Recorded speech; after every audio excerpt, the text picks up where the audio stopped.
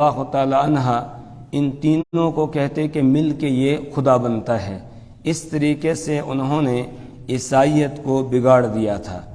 اب آخر میں ان سے یہ کہا جا رہا ہے، پہلے ان کے ان نظریات کی تردید کی گئی، اس کے بعد یہ کہا جا رہا ہے قل یا اہل الکتاب، اے نبی صلی اللہ علیہ وسلم آپ اہل کتاب سے کہہ دیجئے لا تغلو فی دینکم، تم اپنے دین میں غلو نہ کرو، غیر الحق، ناحق تم اپنے دین میں غلو نہ کرو، ولا تتبعوا اہواء قوم قد ضلوا من قبل، اور تم نہ پیروی کرو ان لوگوں کی خواہشات کی قد ضلوا جو گمراہ ہو گئے ہیں، من قبل اس سے پہلے، وَأَضَلُّوا كَثِيرًا اور انہوں نے بہت ساروں کو گمراہ کیا، وَضَلُّوا عَن سَوَاءِ السَّبِيلِ اور وہ گمراہ ہو گئے تھے سیدھے راستے سے۔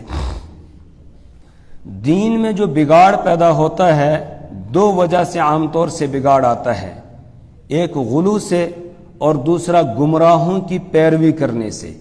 عیسائیت میں بھی بگاڑ اسی طریقے سے آیا تھا، اس لیے ان سے یہ کہا گیا کہ ان دونوں طریقوں کو چھوڑو جن کی وجہ سے تمہارے دین کے اندر بگاڑ پیدا ہوا۔ ایک غلو کا طریقہ ہے۔ غلو کیا ہے کہ جو جس مرتبے پر ہے اس کو اس سے آگے کے مرتبے پر لے جانا۔ مثال کے طور پر حضرت عیسیٰ علیہ السلام اللہ کے پیغمبر ہیں، اللہ کے بندے ہیں، اللہ نے حضرت مریم رضی اللہ تعالی عنہا سے ان کو پیدا کیا، اور حضرت عیسیٰ علیہ السلام نے خود اپنا تعارف کراتے ہوئے کہا کہ انی عبد اللہ، میں اللہ کا بندہ ہوں۔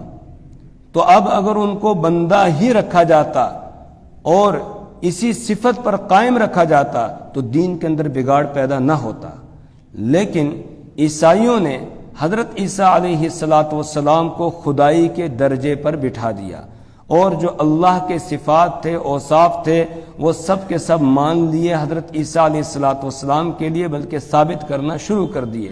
تو اس کی وجہ سے، اس غلو کی وجہ سے ان کا دین خراب ہو گیا، دین کے اندر خرابی پیدا ہو گئی اور دین کا اصل حلیہ ہی بگڑ گیا۔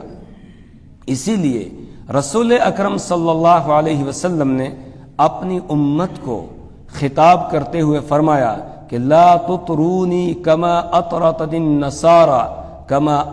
النصارى عیسی ابن مریم، تم مجھے میری تعریف میں اس طرح غلو نہ کرنا جس طریقے سے کہ عیسائیوں نے، نصارہ نے حضرت عیسیٰ علیہ السلام کی شان میں غلو کیا، اس طرح تم مجھے میری شان میں غلو نہ کرنا، مجھے اس طرح فضیلت نہ دینا جیسے عیسائیوں نے حضرت عیسیٰ علیہ السلام کو فضیلت دی۔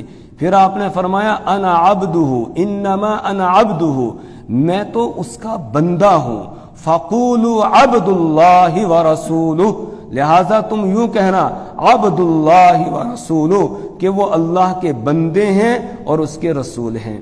یہی وجہ ہے کلمہ شہادت میں ہم یہی کہتے ہیں نا، اشہد ان لا الہ الا اللہ واشہد ان محمدا عبدہ ورسولہ، میں گواہی دیتا ہوں اللہ کے سوا کوئی بندگی کے لائق نہیں ہے، اور میں گواہی دیتا ہوں کہ محمد صلی اللہ علیہ وسلم اللہ کے بندے اور اس کے رسول ہیں۔ اور نماز میں، ہر نماز کے اندر قاعدے میں جب ہم بیٹھتے ہیں، تشہد پڑھتے ہیں، اس میں بھی یہی گواہی دیتے ہیں، اشہد ان لا الہ الا اللہ واشہد ان محمدا عبدہ ورسولہ، رسول پاک صلی اللہ علیہ وسلم کی عبدیت کی گواہی دیتے ہیں۔ اب اگر آپ کو عبدیت کے مقام پر ہی رکھا جائے گا تو یہ عین دین ہے، اور اگر عبدیت کے مقام سے آپ کو بڑھا کر کچھ اور کسی مقام پہ لے جایا جائے تو پھر وہ غلو ہو جائے گا، جیسے بعض مسلمانوں نے کیا، محبت میں آ کر محبت کا دعویٰ انہوں نے کیا، اور پھر رسول پاک صلی اللہ علیہ وسلم کو نعوذ باللہ خدائی کی کرسی پہ بٹھا دیا، اور صرف رسول پاک صلی اللہ علیہ وسلم ہی کو نہیں بلکہ اولیاء اللہ کو بھی، اللہ کے ولیوں کو، اور یہ کہنا شروع کر دیا کہ بس وہ جو چاہتے ہیں کر سکتے ہیں، ان کو سارے اختیارات دے دیے گئے ہیں، اب ہمیں اللہ سے مانگنے کی ضرورت ہی نہیں ہے، اب ہم ان سے مانگیں گے، درگاہوں پر جائیں گے اور جا کر ان سے مانگیں گے، یہ ہماری ضرورتوں کو پورا کریں گے کیونکہ اللہ تعالیٰ نے ان کو سارے اختیارات دے دیے ہیں۔ یہ غلو ہو گیا، یہ رسول پاک صلی اللہ علیہ وسلم کی نافرمانی ہو گئی، اور صرف آپ کی نافرمانی نہیں ہوئی بلکہ آدمی مشرک ہو گیا، اس سے شرک کے اندر چلا گیا، اور جب شرک میں چلا گیا تو اب وہ جنت کی ہوا بھی اس کو نصیب نہیں ہوگی، جنت کی خوشبو بھی نصیب نہیں ہوگی، وہ ہمیشہ جہنم کے اندر ہی رہے گا۔ پیچھے کل والے درس میں ہم پڑھ کر آگے ہیں، حضرت عیسیٰ علیہ السلام نے تقریر کرتے ہوئے فرمایا تھا، اِنَّهُ مَن يُشْرِكْ بِاللَّهِ فَقَدْ حَرَّمَ اللَّهُ عَلَيْهِ الْجَنَّةَ وَمَأْوَاهُ النَّارُ انہو من یشرک باللہ، کہ بے شک جو اللہ کے ساتھ شریک ٹھہرائے گا، فقد حرم اللہ علیہ الجنہ، تو اللہ نے اس پر جنت کو حرام کر دیا ہے، ومأواہ النار، اور اس کا ٹھکانہ جہنم ہے، وہ جہنم میں جائے گا، جنت اس کے لیے حرام ہو گئی ہے۔ تو غلو سے انسان کو ہمیشہ بچنا چاہیے۔ محبت بہت ضروری ہے، بغیر محبت کے ایمان ہی کامل نہیں ہوگا۔ لا یؤمن احدکم حتی اکون احب الیہ من والدہ وولدہ والناس اجمعین، رسول پاک صلی اللہ علیہ وسلم نے فرمایا تم میں سے کوئی شخص اس وقت تک مومن نہیں ہو سکتا جب تک کہ میں اس کے نزدیک اس کے ماں باپ، اس کی آل اولاد اور سارے لوگوں سے زیادہ محبوب نہ ہو جاؤں۔ تو محبت الگ ہے، اور پھر محبت میں آ کر اور شرک کے اندر مبتلا ہو جانا یہ الگ چیز ہے۔ اس لیے محبت کو محبت ہی کے دائرے میں رکھا جائے، اس سے آگے نہ بڑھایا جائے۔ تو ایک تو دین کے اندر بگاڑ پیدا ہوتا ہے غلو سے، دوسرا دین میں بگاڑ پیدا ہوتا ہے گمراہ لوگوں کی پیروی کرنے سے۔ عیسائیت میں بھی ایک تو بگاڑ پیدا ہوا غلو کی وجہ سے، اور دوسرا ان کے اندر بگاڑ پیدا ہوا گمراہ لوگوں کی پیروی کرنے سے۔ وہ کیسے؟ اس کی تفصیل یہ ہے کہ حضرت عیسیٰ علیہ السلام کو جب اللہ نے آسمانوں پر اٹھا لیا، اس کے بعد ان کے حواری دین عیسوی کی یعنی عیسائیت کی تبلیغ کرتے تھے، حضرت عیسیٰ علیہ السلام کے دین کی تبلیغ کرتے ہیں، اور لمبے عرصے تک وہ تبلیغ کرتے رہے۔ یہود کی طرف سے ان کے اوپر مظالم ڈھائے جاتے تھے۔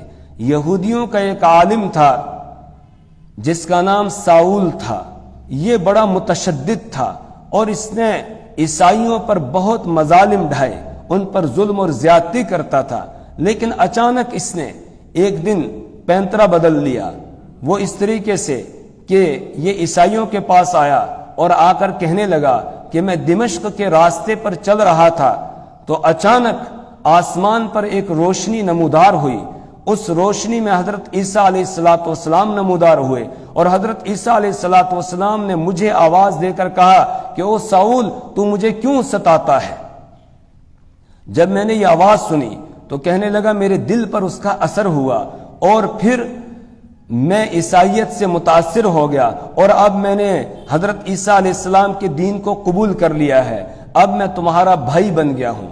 یہ اس نے آ کر حواریوں کے سامنے کہا، تو حواریوں میں سے اکثر نے انکار کیا کہ یہ کوئی منافقت سے کام لے رہا ہے، حقیقت میں ایسا کچھ ہوا نہیں ہے، اپنی طرف سے من گھڑت اس نے قصہ بنایا، کہانی بنائی، اور یہ ہمارے پاس آیا ہے، شاید ہمارے اندر گھس کے یہ ہمیں کوئی نقصان پہنچانا چاہتا ہے۔ لیکن ایک حواری تھا برناباس، اس نے اس کی بات کو مان لیا اور اس کو تسلیم کر کے اجازت دے دی کہ تو ہمارے ساتھ ہی رہ۔ اب یہ ان کے ساتھ رہنے لگا، آہستہ آہستہ دوسرے بھی اس کے جو ہے وہ گرویدہ ہو گئے اور اس پر فریفتہ ہو گئے، اور یہ پورے طریقے سے دین عیسیٰ علیہ السلام کے دین کی اشاعت میں، اس کی تبلیغ میں لگ گیا۔ بہت سارے لوگوں کو اس نے دعوت دی، اور بہت سارے لوگ عیسائی مذہب کے اندر داخل ہو گئے اس کے دعوت دینے پر۔ بالکل اسی طرح جس طریقے سے انگریزوں کے زمانے میں مرزا غلام احمد قادیانی، اس کو انگریزوں نے خرید لیا، بڑا زبردست عالم تھا اور بڑا قلم کار تھا، زبردست مضمون نگاری کرتا تھا، پڑھا لکھا تھا، اس کو خرید لیا، اور خریدنے کے بعد اس کو مسلمانوں کے اندر ہی چھوڑ دیا۔ اب یہ مسلمانوں کے اندر رہ کر زبردست طریقے سے دین کی تبلیغ کرنے لگا، عیسائیوں کو بھی دعوت دیتا ہے، دوسرے لوگوں کو بھی دعوت دیتا ہے، اور مبلغ اسلام کے نام سے مشہور ہو گیا، اور مسلمان اس کے جو ہے وہ گرویدہ ہو گئے۔ جب اس نے دیکھا کہ اب بہت سارے لوگ میرے ساتھ جڑ گئے ہیں اور مجھے ماننے لگ گئے ہیں، تو اس کے بعد اس نے پھر آہستہ آہستہ جو ہے اپنے دعوے کرنا شروع کیے اور دین اسلام کا حلیہ بگاڑنے کی کوشش کی۔ پہلے اس نے دعویٰ کیا میں مہدی ہوں، پھر دعویٰ کیا میں مسیح موعود ہوں، پھر اور اس نے دعوے کرنا شروع کیے، یہاں تک کہ دعوے کرتے کرتے نبی ہونے کا بھی اس نے دعویٰ کیا، اور پھر جو ہے اس سے آگے بڑھ کر نعوذ باللہ اللہ کی بیوی ہونے کا بھی اس نے دعویٰ کر دیا۔ اس کے دعووں کی بھی ایک پوری لسٹ ہے، یہ سینکڑوں کی تعداد میں اس نے دعوے کیے، میں فلاں ہوں، میں فلاں ہوں، میں فلاں ہوں، اس طرح کے دعوے کیے اس نے۔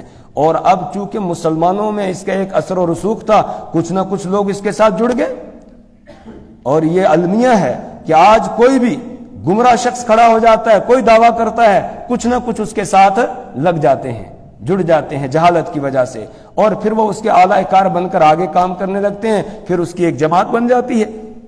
اسی طرح اس کی بھی جماعت بن گئی، اور انگریزوں کی پوری اس کو جو ہے پشت پناہی حاصل تھی، تو اس کی وجہ سے آج بھی آپ دیکھ رہے ہیں کہ قادیانی ہیں، مرزائی ہیں، اپنے آپ کو کہتے ہیں مسلمان، لیکن وہ مسلمان نہیں ہیں۔ متفقہ طور پر جو ہے یہ فیصلہ ہو چکا ہے کہ یہ اسلام سے خارج ہیں۔ کیوں؟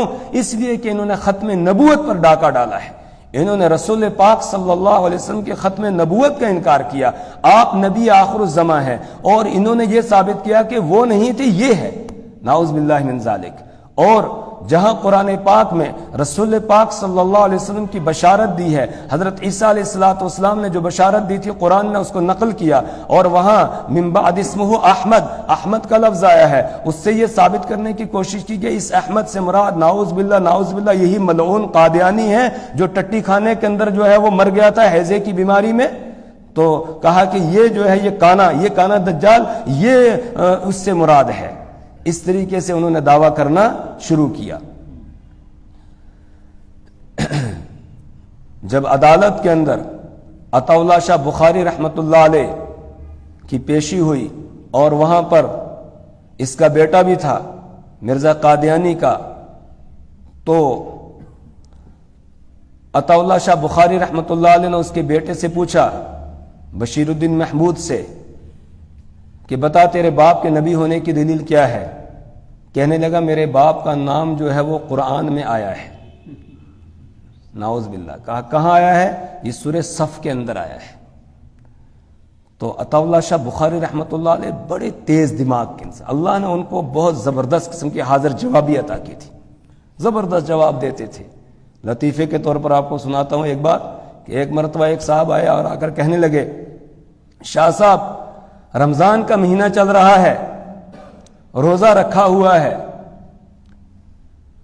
مولوی تعویلیں بہت کرتے ہیں، کوئی ایسی تعویل کر دو کہ آدمی کھاتا پیتا بھی رہے اور روزہ بھی نہ ٹوٹے، کھاتا پیتا بھی رہے اور روزہ بھی نہ ٹوٹے۔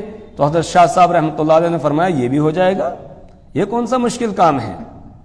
آپ جوتا میرے ہاتھ میں دے دو، میں آپ کے سر میں لگاتا جاؤں گا، تو آپ جوتے کھاتے رہو، غصے کو پیتے رہو، روزہ بھی نہیں ٹوٹے گا۔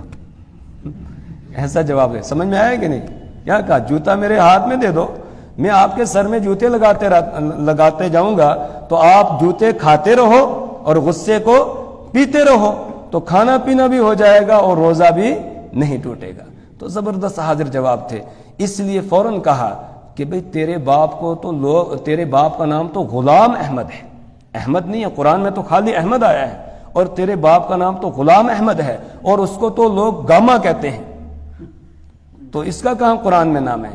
تو وہ کہنے لگا کہ پھر کہ یہ اصل نام احمد تھا، غلام ایسے ہی ساتھ میں لگا دیا تھا، اصل نام احمد تھا، غلام ایسے ہی ساتھ میں لگا دیا تھا۔ تو حضرت عطا اللہ شاہ بخاری رحمۃ اللہ علیہ نے فرمایا اگر یہی بات ہے تو میرا نام تو عطا اللہ ہے، پھر میں بھی کہتا ہوں کہ عطا ایسے ہی ہے، میں اللہ ہوں تو اللہ نبیوں کو بھیجتا ہے، میں نے تو اس ملعون کو نہیں بھیجا، یہ کہاں سے آ گیا؟ ایسا جواب دیتے تھے حضرت عطا اللہ شاہ بخاری رحمۃ اللہ علیہ، بڑے حاضر جواب تھے۔ تو اس طرح اس نے دعوے کیے، اور پھر کچھ نہ کچھ لوگ اس کے ساتھ جڑ گئے۔ اب مسلمانوں کو یہ مصیبت ہو گئی، ایک طرف انگریز کے ساتھ لڑنا ہے، دوسری طرف ان کے ساتھ لڑنا ہے، تو انگریز نے بانٹ دیا. پہلے سارے اکٹھے ہو کر انگریز کے خلاف جنگ کر رہے تھے، لیکن اب ان کے ساتھ الگ جنگ کرنی ہے اور انگریز کے ساتھ الگ کرنی ہے. تو اس طرح انگریزوں نے اس کو پیدا کیا. اسی طرح وہ ساؤل نام کا شخص جو ہے وہ آ گیا اور آ کر اس نے کہا میں عیسائی ہو گیا ہوں، میں نے دین عیسیٰ کو قبول کر لیا ہے، اور اس کی تبلیغ میں لگ گیا زبردست طریقے سے. جب اس نے دیکھا کہ اب سارے ہی میرے گرویدہ ہو گئے ہیں، مجھ پہ فریفتہ ہو گئے ہیں، تو اس کے بعد اب اس نے دین عیسیٰ کو بگاڑنا شروع کیا. اور سب سے پہلے اس نے جو ہے وہ حضرت عیسیٰ علیہ السلام کے حلول کا عقیدہ یہ گھڑا کہ اللہ کی ذات حضرت عیسیٰ علیہ السلام میں حلول کر گئی تھی. اور پھر اس کے بعد اس نے کفارے کا عقیدہ جو ہے وہ گھڑ لیا. اور اس کے بعد پھر اس نے مصلوبیت کا یعنی حضرت عیسیٰ علیہ السلام کے سولی دیے جانے کا عقیدہ گھڑ لیا. اور اس وقت جو موجودہ عیسائیت ہے اس کی بنیاد اسی ساؤل نے رکھی ہوئی ہے، جس نے بعد میں اپنا نام بدل کے پولس رکھ لیا تھا. تو وہی پولس نام کا جو شخص تھا اس نے اس عیسائیت کی بنیاد رکھی ہے. یہ عیسائیت وہ والی نہیں ہے جو حضرت عیسیٰ علیہ السلام کے زمانے میں تھی.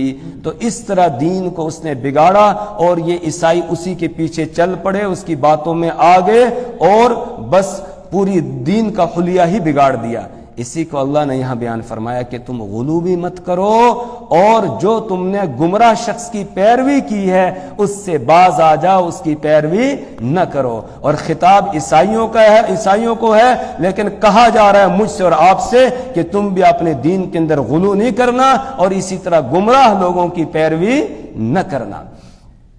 قل یا اہل الکتاب لا تغلو فی دینکم غیر الحق، اے اہل کتاب آپ کہہ دیجئے اے اہل کتاب لا تغلو فی دینکم، تم اپنے دین کے اندر غلو نہ کرو، غیر الحق نہ حق، ولا تتبعوا اہواء قوم قد ضلوا، اور نہ پیروی کرو ان لوگوں کی خواہشات کی، قد ضلوا جو خود گمراہ ہو گئے ہیں، من قبل اس سے پہلے، واضلوا اور انہوں نے گمراہ کیا ہے، کثیرا بہت سے لوگوں کو، وضلوا عن سواء السبیل اور وہ گمراہ ہو گئے راہ راست سے بھٹک گئے وہ، تو ان بھٹکے ہوئے لوگوں کے راستے پر تم نہ چلو.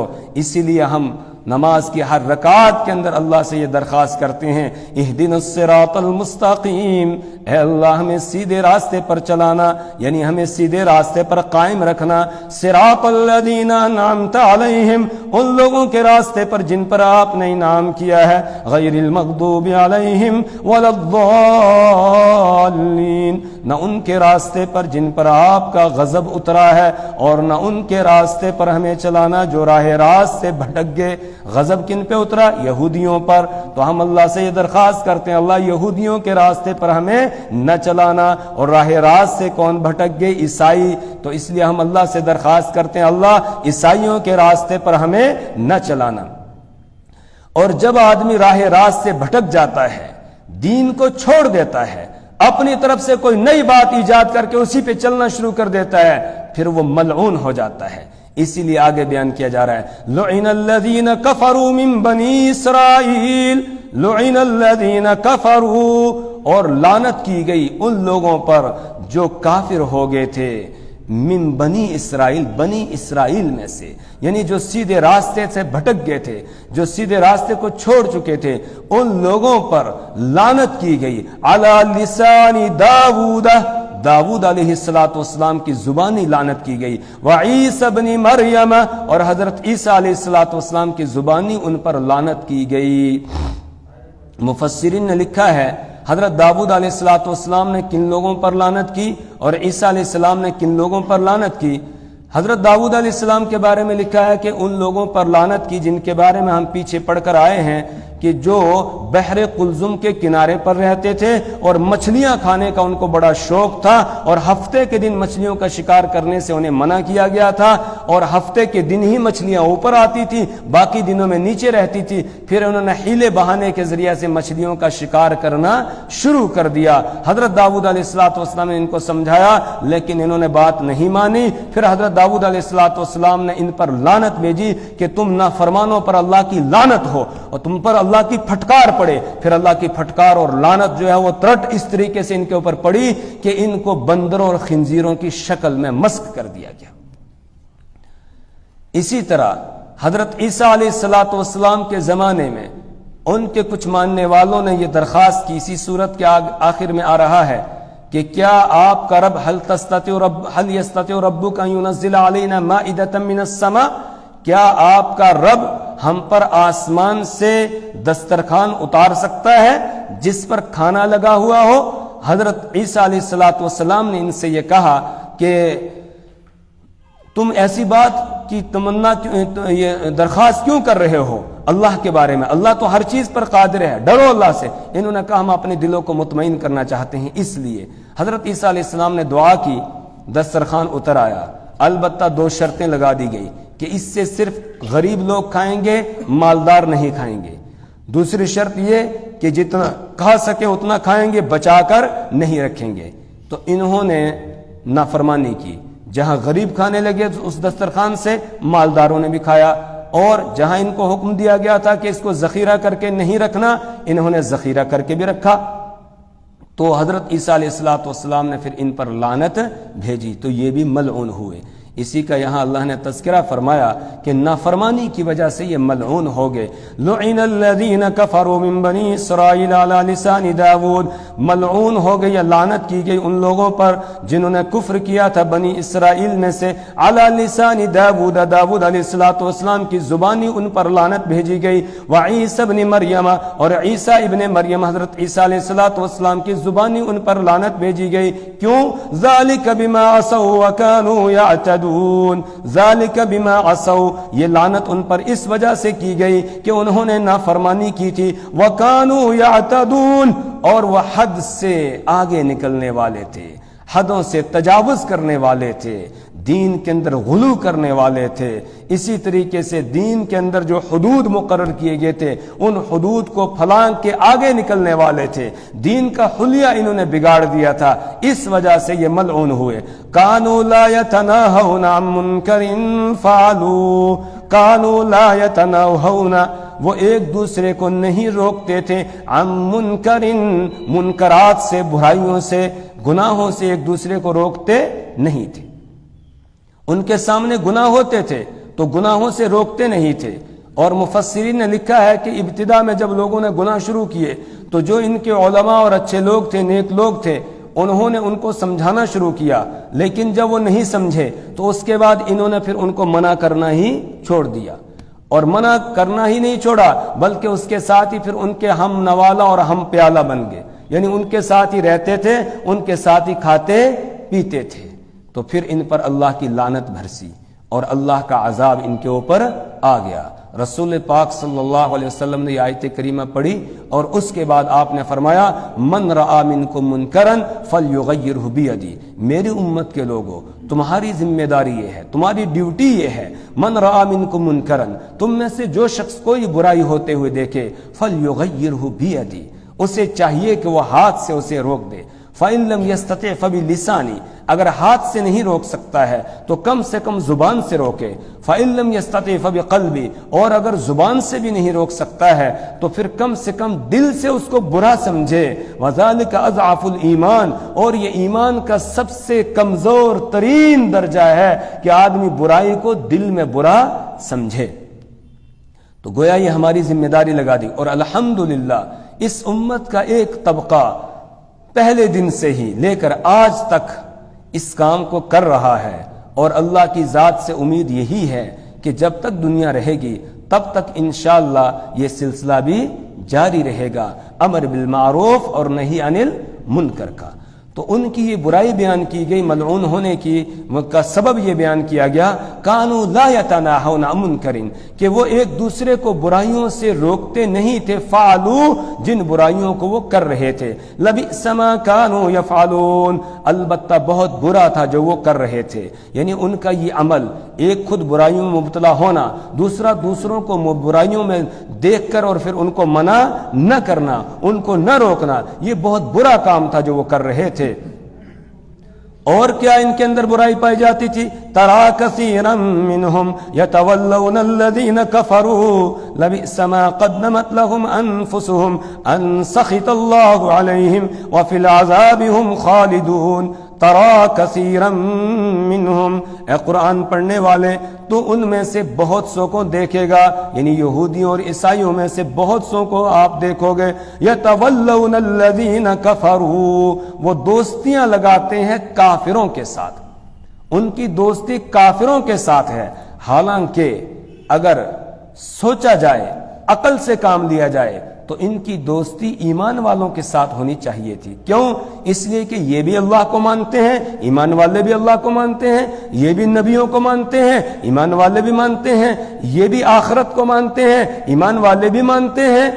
بس اتنا ہے کہ یہ رسول پاک صلی اللہ علیہ وسلم کو نہیں مان رہے ہیں، جبکہ ایمان والے ان کے پیغمبروں پر بھی ایمان رکھتے ہیں۔ تو اب عقل کا تقاضا کیا تھا؟ ان کے زیادہ قریب ایمان والے تھے یا کافر تھے؟ جی ایمان والے، تو دوستی کس کے ساتھ ہونی چاہیے تھی؟ ایمان والوں کے ساتھ، لیکن یہ ایمان والوں کو چھوڑ کے کافروں کے ساتھ دوستی لگاتے ہیں۔ ایمان والوں کو چھوڑ کے ان کی دوستی کس کے ساتھ ہے؟ کافروں کے ساتھ ہے، اور یہ ان کا اتنا برا عمل ہے کہ اس کی وجہ سے اللہ کی ناراضگی ان کے اوپر نازل ہو رہی ہے۔